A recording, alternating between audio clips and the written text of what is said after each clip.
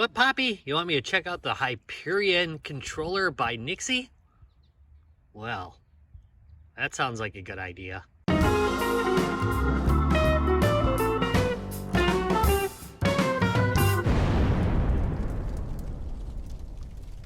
Well, hello there, real gamers. Retro Rob here, and welcome to Retro Rob Plays Everything. I've got another one of world's longest first impressions videos ready for you today. And it's about this guy right here, the NYXI Hyperion. This is for the Nintendo Switch. And if you remember, we had NYXI on probably years ago, and they were a much less heard of company than they are now. Now most people know who NYXI is. At least if you've got a Switch and you've hunted for a controller, you know who they are at this point. So nice to see him back.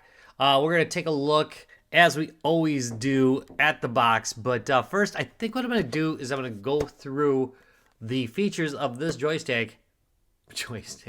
I call everything. It's like my mom. Forever, she called everything an Atari. You know, I'm sure, like, growing up, some of you younger guys out there, which I know by demographics you are, it would be like Nintendo. Your mom called everything a Nintendo. Anyway, let's see what I mean. This is how these get to be like 20 minutes. Anyway, here it is. We're gonna go to their website, take a look at the description, see what features it's got. Then we're gonna look at the box, and then we're gonna play around with it for a little bit and see how it goes. All right, tech specs: made out of ABS. Yeah, it's plastic. 203 grams. Dimensions, obvious. Rechargeable battery. It is a 500 milliamp battery. Says it gets 6.5 hours of playtime. Since that super varies, I generally don't do that on this channel, just so you know. Receiving distance is 10 meters. That's about average. Charging time is 2 hours.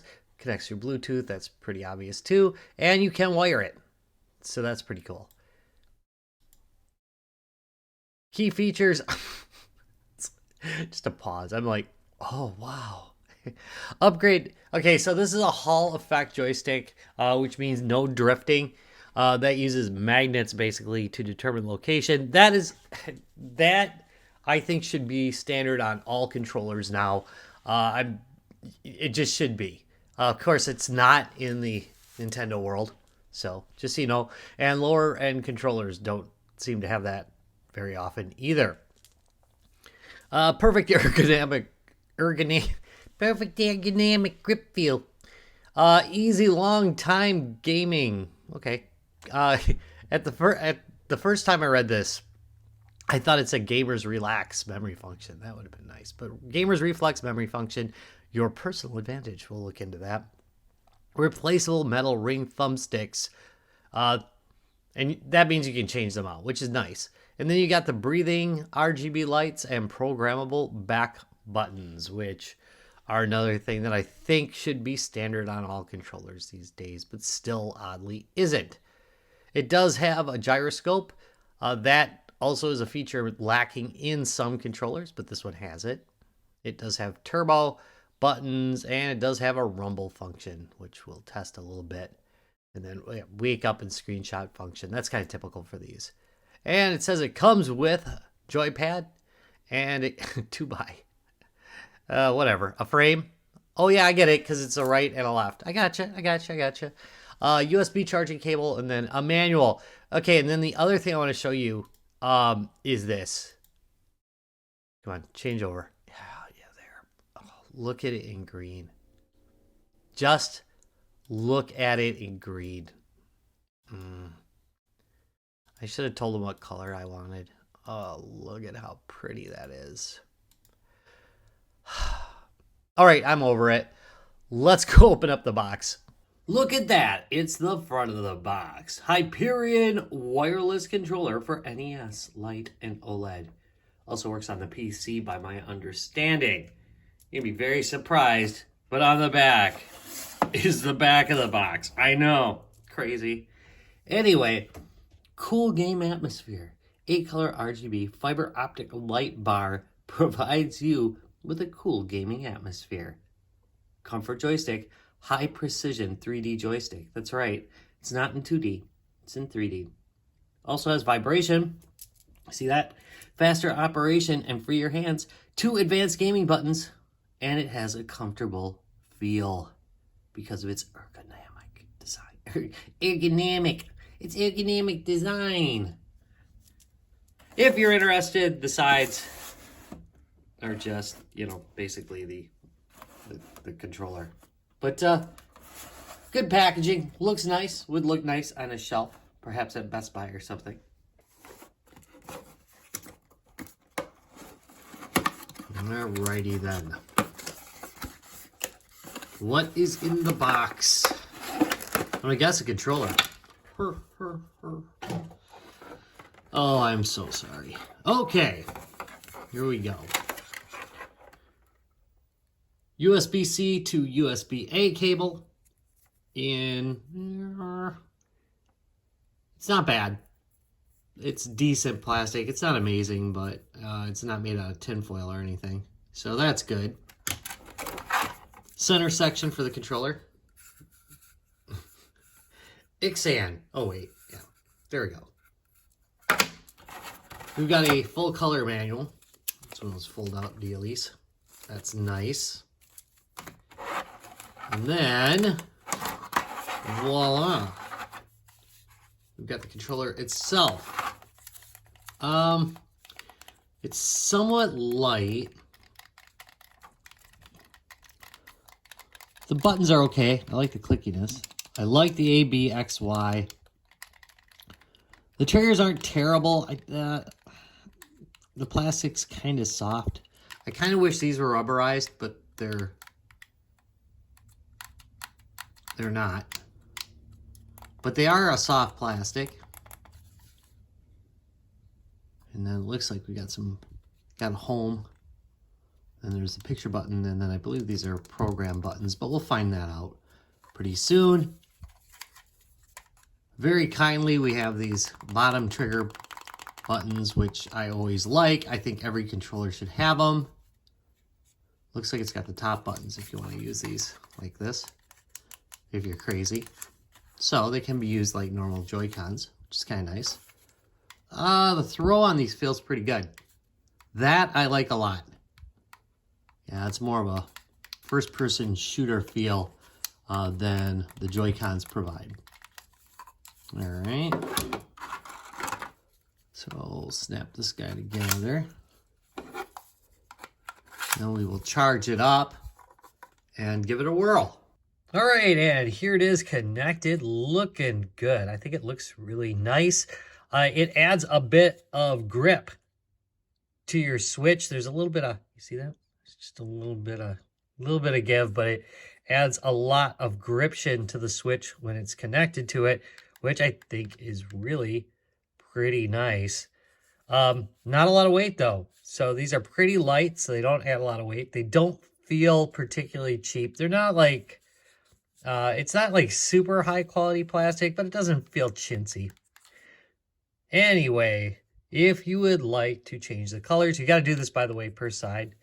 If you'd like to change the colors, you see this T right here? There you go. You go like this. Boop.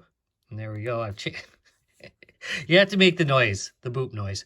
But anyway, if I want to change the other side, you see the other side's still what it was.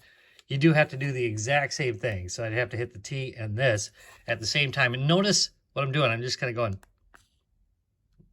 and letting it go. There's a bunch of different modes it cycles through. There we go. Back to my favorite. I just like this look for it. Also, if you would like to program the back buttons, you just it's pretty easy. You just hold down this M key right here, right? The M key on this side for this one, M key on this side for this one, and you hold it and you press whichever key or keys you would like it to map to.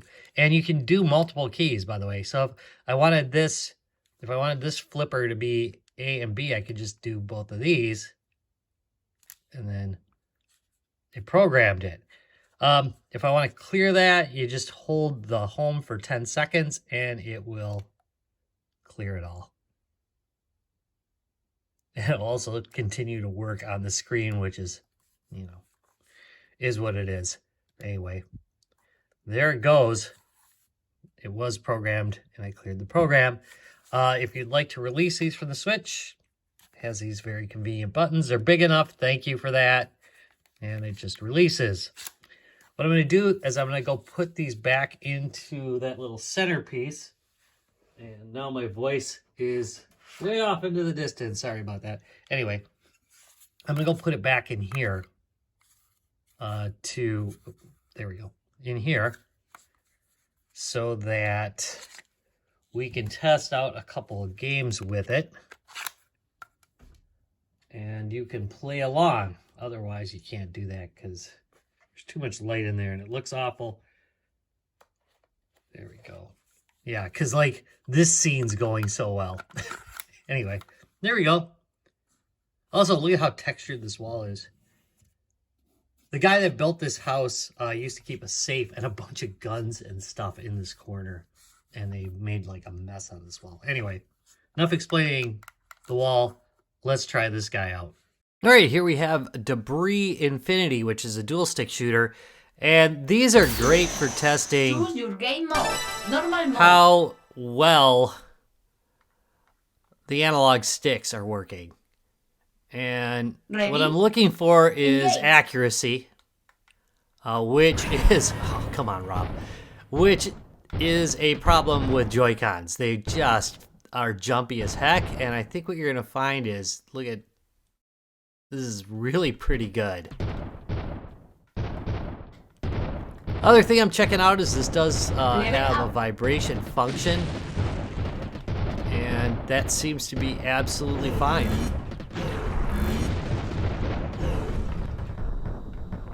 And right now I'm using the triggers, which Level up. feel a lot more analog when you use it. Bomb offline. Anyway, when they're actually powered up. Oh yeah. So I made the mistake of looking at my controller. Level up. Bomb offline. Yeah, I'll go over here. Anyway, I was saying the vibration's pretty good. It's not ridiculously strong, but it's definitely there. And my poor playing has nothing to do Level up. with the controller. Systems critical. Level up. All right. Dead. Game over. Let's play on. All right, how about a little Doom?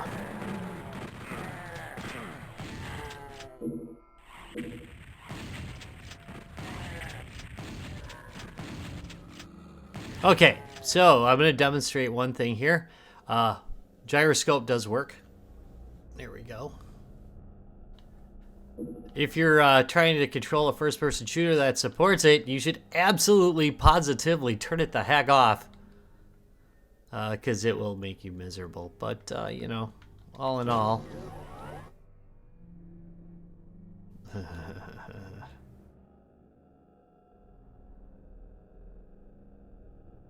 all in all...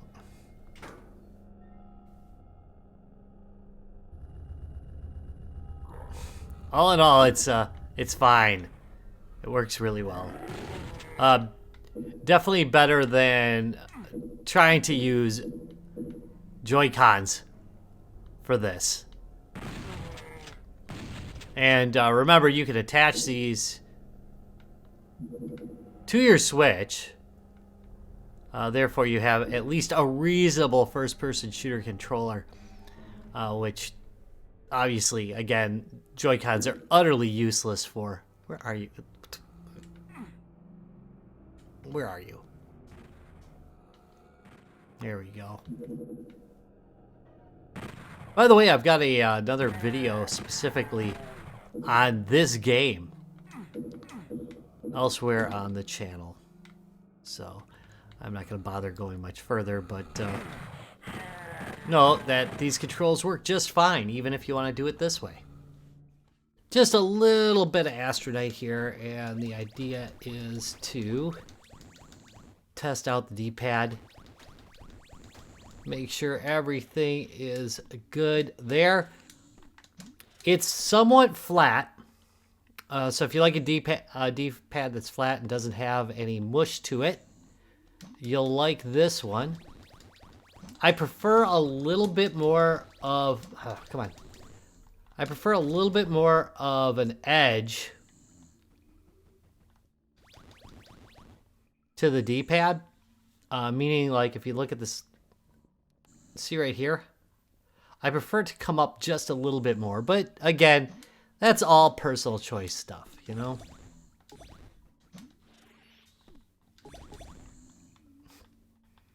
Come on.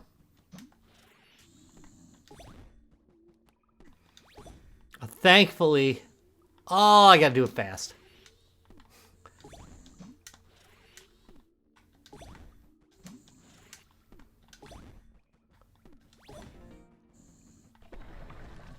A thankfully easy level for Astronite. Also, by the way, you're getting 25% more dog than you got in the last scene. Actually, 100% over what you had, but you're getting 25% of a dog, which I think is nice. Press minus. Very nice.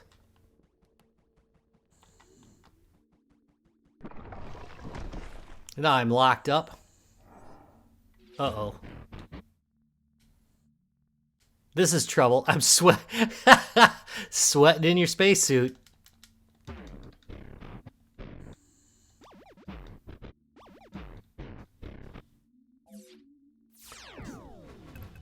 Oh no, they took all my crap. It's another game that I have a playthrough on elsewhere on my channel, so if you're interested in it. So then you got to go back and get all your stuff. But we're not going to do that, of course, because that's not what this video is about. But, oop, I'm going to have to go this way. I have no choice. I've got nothing. Anyway, what it is about is testing this controller, and it has no actual problems with the D-pads. The buttons work really well. I got to use, you don't get to use it now, but I did get to use the shoulder buttons a little bit, and they work just fine as well. So all is good with the D-pad. So why don't we go wrap things up? Final parting thoughts on my first impressions of the NYXI Hyperion. First of all, it has an attractive appearance, and I love the lighting. I do love the lighting. It's also light when it's attached to the Switch, which is a big plus. It doesn't add a lot of weight. That's really good. The buttons and analog feel solid. I like that. Definitely that analog is just dead on. It's got good feedback. What I mean by that is the vibration function is pretty darn solid. And of course, it feels good in the hands. The negatives, as I see them, is that the manual was not exactly helpful. It contains some inaccuracies. In fact, this video, by the time you see it, might contain some inaccuracies as well, because they might change how they program it. This happens a lot with these little devices as more and more users get them and either like or dislike features. They'll sometimes change how they work. But anyway, the other issue I had with it was there is quite a bit of flex when it's attached to the Switch, as well as when it's attached to its little center dock. You can see this, I'm doing it in the video right now. There's just a little bit more than I would like. Also, when it's not docked with the Switch, you've got to charge those two different controllers separately, which I get it. You can't actually even do it with the original Joy-Con, so it's a bonus. So it's just me being a whiny person. But they could have made it so that when it's hooked up into that dock, that you could charge both controllers with the dock. That would have been really cool. Anyway, all in all, I like it. It feels good. It looks good. It definitely is a much better choice than just using Joy-Cons, at least as far as if you're going to play first-person shooters and things that require a lot of accuracy. It's available at a link down below. I've got a little, I get a little bit from every purchase. You can also save 10% if you use the code RetroRob with a 0 in the middle, of course. As always, I want to thank you for watching this video. If you enjoyed it, give it a thumbs up. If you really loved it, then do me a favor, subscribe and ring that bell for more. And of course, as always, I'll see you in a couple days. Bye.